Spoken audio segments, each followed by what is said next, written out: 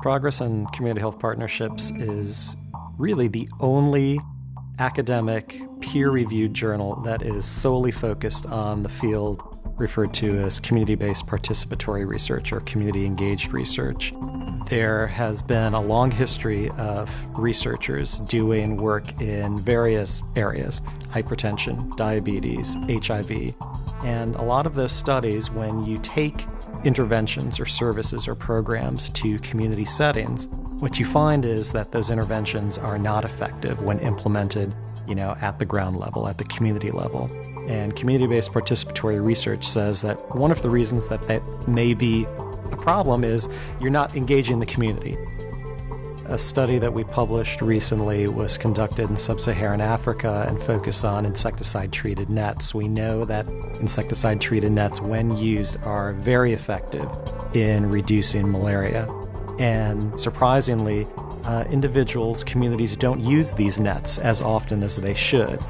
One of the interesting things about the malaria article is their use of what they call malaria prevention advocates. These are individuals who are from the community, who are hired and trained to be educators, health educators, communicating messages around the importance of using nets and providing those strategies on how to use nets in one's home. The most at-risk population for malaria are pregnant women and children under the age of 5. And what was found by this research study was that over time, as a result of the work of the malaria prevention advocates, you saw an increase from about 25% of households to over 90% of households with children under the age of 5 using insecticide-treated nets.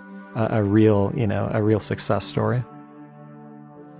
REACH 2010 is a national program funded by the Centers for Disease Control and Prevention focused on eliminating health disparities.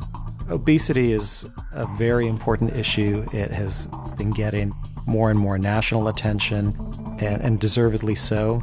There are lots of interventions that are being done in community settings, in school settings, and one of the things that particularly schools struggle with in difficult times where educational standards are also scrutinized is where to build in physical activity during the school day. One of the articles in the REACH 2010 issue is an article talking about instant recess.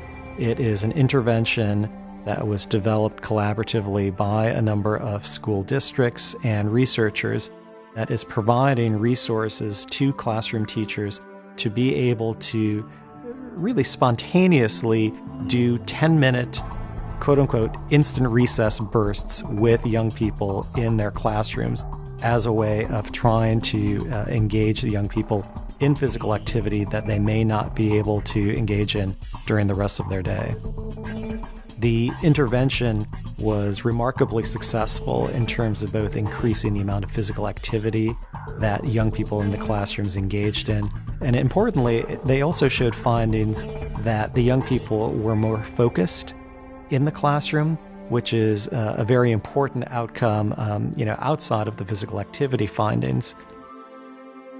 Progress in Community Health Partnerships, in my opinion, is an extremely important journal for the field of public health and medicine and psychology and the social sciences. And so this journal really is intending to be a place where all of that work, from original research to lessons learned to methodological pieces to perspectives from the community collaborators themselves, can be highlighted.